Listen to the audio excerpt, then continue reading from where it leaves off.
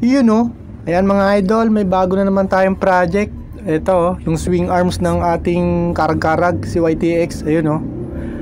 Yan, bali tinanggal natin muna yung swing arms niya, gawa nung puro kinalawang na. Kinain ng kalawang yung ilalim. Bali yung model kasi na ito ng YTX natin ay 2017 mga idol. Bali hanggat maaga pa ay agapan na natin, gawa nung mabibigat kasi yung kinakarga natin dito. 50 pieces na hollow blocks. Minsan naman ay semento, 10 bag. Kaya baka mamaya biglaan bumigay sa daan. Medyo lalong malaking problema yon mga idol. Kaya hanggat maaga pa gawa na natin agad ng paraan. Yan mga idol, bali ginagrind ko na siya dito. Tinatanggal ko yung may mga kalawang mga idol. Yan.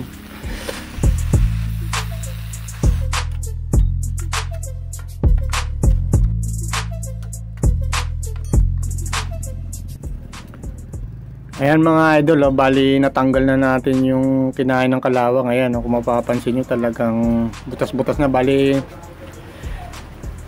gagawa lang tayo nung pinaka pampatiba niya mga idol dito. Ayan, bali flat bar to, 316 lang naman to mga idol. Ayan, kukunin din natin yung sukat niya. Ayan, tapos siyempre papabricate natin. Ayan, bali dito natin sila lalagay mga idol. Ayan, kung ano yung sukat niyan dyan, yung haba, yun yung puputulin natin mga idol.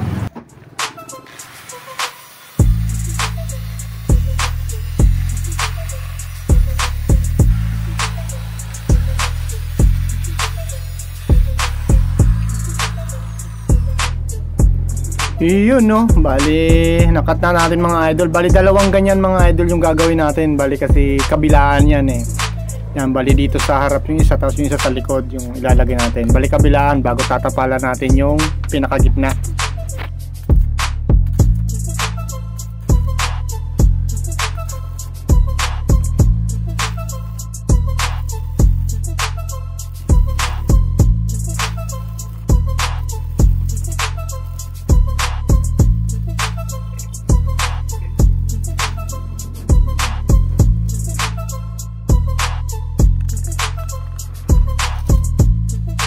Yan bali idol, pag nalagyan na natin ng kabilaan yung pinakagilid niya, yan bali siyempre tatapalan natin.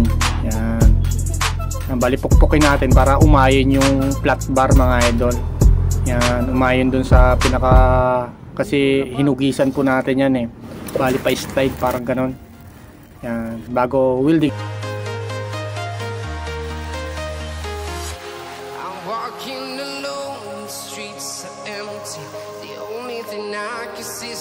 Silhouette, I'm getting stronger, step by step. The clock is ticking, but there's no time for me. I've been flying from town to town, from London to Taiwan. I've been all around the globe, trying to protect your soul. We are heroes tonight, we will fly above the sky.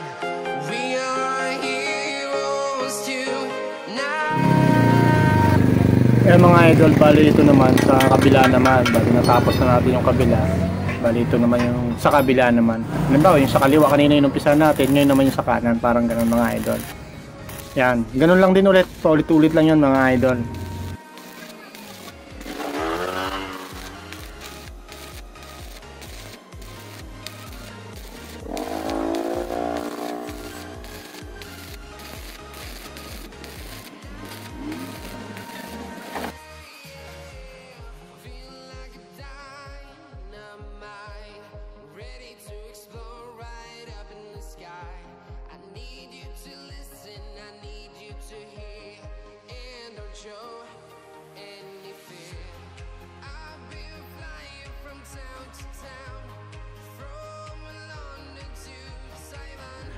Ayan mga idol, bali hasain na natin mga idol. Yung mga kunting bukol-bukol lang mga idol. Huwag talaga natin ipantayin mga idol Kailangan parang nakikita pa rin natin yung pinaka-welding.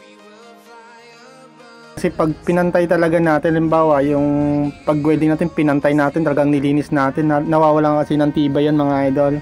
Bali kailangan po yung pag-grind natin bahagya lang. talagang papantayin mo lang yung mga bukol-bukol mga idol. Hindi naman talagang pantay na pantay dun sa pinaka flat bar.